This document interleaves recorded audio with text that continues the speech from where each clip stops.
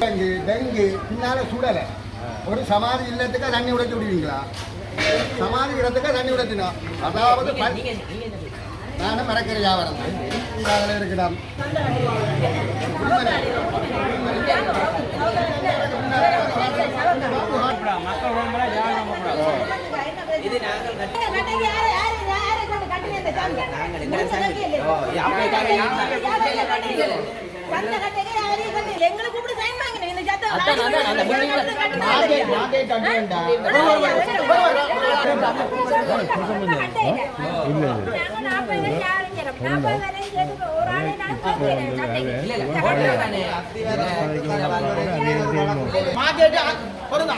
அங்க மார்க்கெட் கட்டி கொண்டிருக்கீங்க.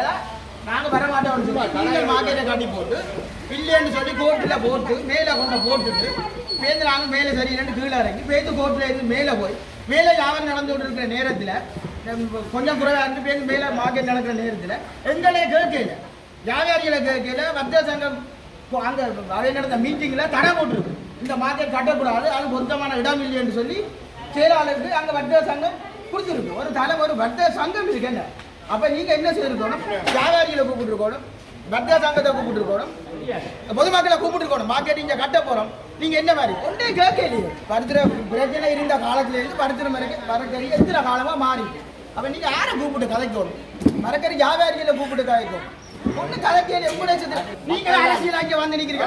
நீங்கள் வந்து ஒரு அரசியல் கதை இங்கே கதைக்க வேண்டாம்.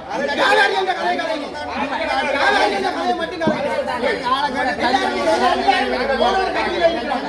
மட்டும் இதுல 20 கோடி செலவழிச்சு இதுல இந்த வெளியில 20 கோடி செலவழிச்சு ஆட்ட பணம் உங்களோட பணம் கட்டி போட்டு சும்மா இருக்கு, ஒண்ணுமே இல்லை, மட்டும் இல்லை. அப்ப நாங்க இப்படியான பொருத்தமற்ற தெரிவுகள் அரசியல் வந்து எங்களை விசாரணாக்கி போட்டு போறீங்க, குட்டிச்சோராக்கி போட்டு போறீங்க. எங்களை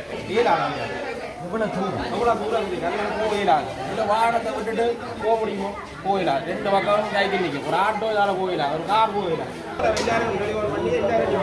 இது வந்து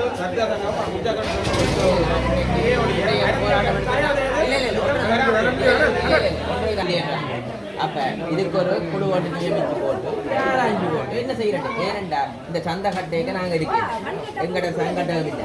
அப்பைக்கு என்ன நடந்து இந்த மாதிரி கட்டு விட்டு அதை ஆராய வேண்டிய தேவை இருக்குது. இப்படியே பொருத்தமற்ற இடத்துல தான் பல சந்தையை கட்டி இருக்குது. மக்கள்கிட்ட பணத்தை கொண்டு 20 கோடிக்கு அங்கே இது கொடிக்கு கட்டி போட்டு சும்மா இருக்குது.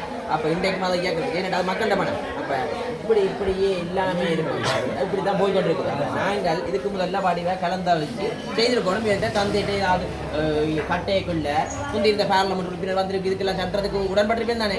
வந்ததுக்கு உண்மையிலே ஒரு மரியாதை ஆர்ப்பாட்டம் நடந்த நீங்கள்லாம் பதில் சொல்ல வேண்டிய இடத்துல நீங்கள் உங்களோட அரசாங்கம் தான் இருக்கு. நீங்கள் உங்களோட அரசாங்கம் வந்து எவ்வளோ ஒரு முக்கியமான முன்னுதாரணங்களான விஷயம். சந்திரசேகர் அவர் வந்தார் வந்து பார்த்து போட்டு ஒரு 5 ரூபாய் மட்டும் பதில். இன்றைக்கு நீங்கள் பார்த்தேன் சரியாக வந்து எல்லாத்தையும் நீங்கள் பதில் சொல்ல உங்களுக்கு இது எப்படி செய்யும் உங்களுக்கு விளங்கியிருக்கா? இது வந்து ஒரு கட்சியின் இது வந்து ஒரு கட்சியில பேசுறீங்க.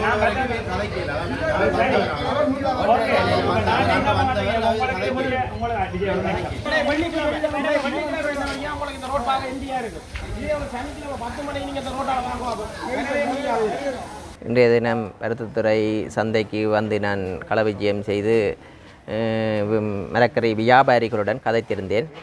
விருப்பமான ஒரு சிலரும் சொல்லியிருந்தார், ஆனால் பலரும் எதிர்ப்பையும் தெரிவித்திருந்தார்கள்.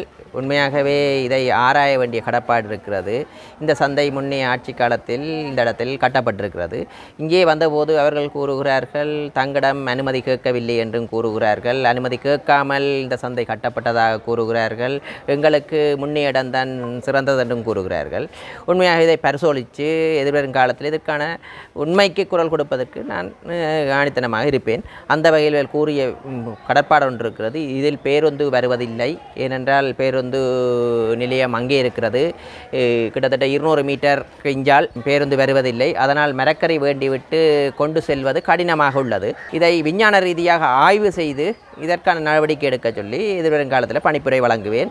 இந்த சந்தை யாரிடம் அனுமதியை பெற்று கட்டியதென்று ஆராய்வதற்கு நான் தீர்மானித்திருக்கிறேன். ஏனென்றால் இந்த சந்தைக்கு கிட்டத்தட்ட 7 கோடிக்கு மேல் முடிந்திருக்கிறது என்று கூறுகிறார்கள். சந்தை கட்டும்போது இங்கே இருக்கிற சந்தையில் வியாபாரம் செய்பவருடன் உங்களுக்கு இவ்வாறான சந்தை வருகிறது என்று கலந்தாலோசித்து அவர்களின் விருப்பத்துடன் இவ்வாறான சந்தைகளை கட்டியிருந்தால் இவ்வாறான பிரச்சனைகள் முரண்பாடுகள் வராது.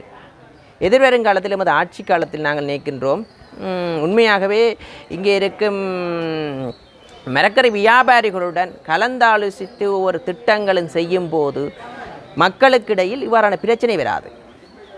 அதனால் எதிர்வருங்காலத்தில் இவ்வாறு சந்தை கட்ட போகிறோம், உங்களுக்கு ஓகே வர்றதுக்கு ஏனென்றால் கீழே இருந்தால் நல்லது தான் உண்மையாகவே. அதற்காக பேருந்து வசதிகளை செய்வதற்கான மாற்றேற்பாடுகளை செய்து இந்த பகுதியால் பேருந்து வந்து செல்வதற்கான நடவடிக்கையை எடுப்பதற்கான இந்த வீதிகளை அகழித்து இந்த சந்தையை உண்மையாகவே இந்த இடத்தை ஒரு சிட்டியாக டவுனாக மாற்றுவதற்கான நடவடிக்கையுடன் இதை ஏற்றிருந்தால் அவர்கள் இதை ஏற்றிருப்பார்கள். ஏன்னா அவர்களுக்கு வியாபாரம் வந்தால் வருமானம் வந்தால் வேறு போக விரும்ப மாட்டேன் தானே. வருமானத்தை வரக்கூடிய வகையில் அந்த நகர அபிவிருத்திகளை வடிவமைக்காதன் காரணமாக இவ்வாறான விளைவுகள் வருகிறது. எதிர்வருங்காலத்தில் இந்த இடத்தை உண்மையாகவே நான் நினைக்கிறேன் இந்த இடத்தையும் ஒரு நகரமாக மாற்றி ஒரு பேருந்துகள் வரக்கூடிய ஒரு நிலையமாக மாற்றும் போது இதைவிட இவர்கள் விருப்பத்துடன் இங்கே இருப்பார் என்று நம்புகிறேன்.